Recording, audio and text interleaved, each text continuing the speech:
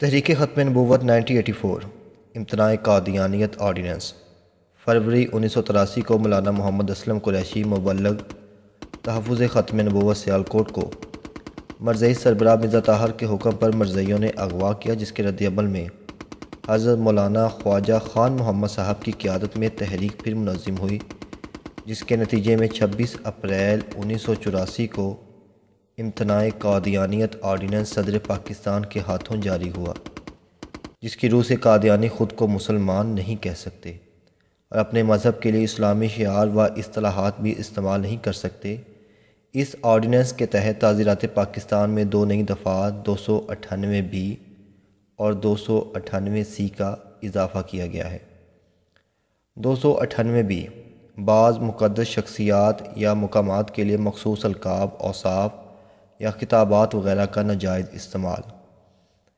Qadiani group یا لاہوری group جو خود کو احمدی یا کسی دوسرے نام سے موسوم کرتے ہیں کا کوئی شخص جو الفاظ کے ذریعے خواہ زبانی ہوں یا تحریری یا مرئی نقوش کے ذریعے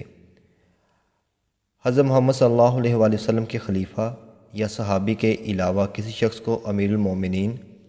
خلیفۃ المومنین، خلیفۃ المسلمین، صحابی رضی اللہ تعالیٰ عنہ کے طور پر منسوب کرے یا مخاطب کرے۔ حضرت محمد صلی اللہ علیہ وآلہ وسلم کی کسی زوجہ مطہرہ کے علاوہ کسی ذات کو ام المومنین کے طور پر منسوب کرے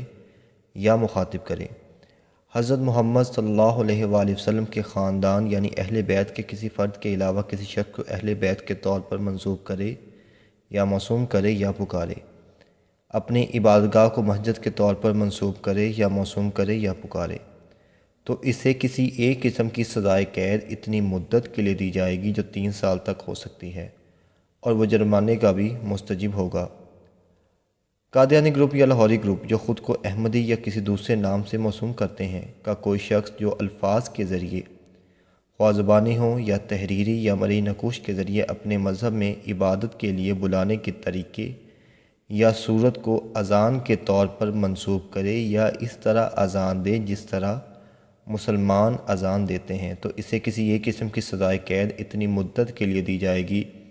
جو 3 سال تک ہو سکتی ہے، اور وہ جرمانے کا مستجب بھی ہوگا۔ 298 سی قادیانی گروپ وغیرہ کا شخص جو خود کو مسلمان کہے یا اپنے مذہب کی تبلیغ یا تشہیر کرے۔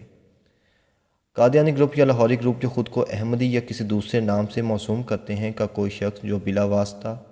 یا بالواسطہ خود کو مسلمان ظاہر کرے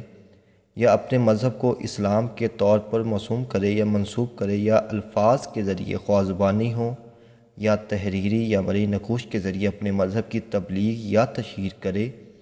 یا دوسروں کو اپنا مذہب قبول کرنے کی دعوت دے یا کسی بھی طریقہ سے مسلمانوں کے مذہبی احساسات کو مجروح کرے تو اس کو کسی ایک قسم کی سزائے قید اتنی مدت کے لیے دی جائے گی جو 3 سال تک ہو سکتی ہے، اور جرمانے کا بھی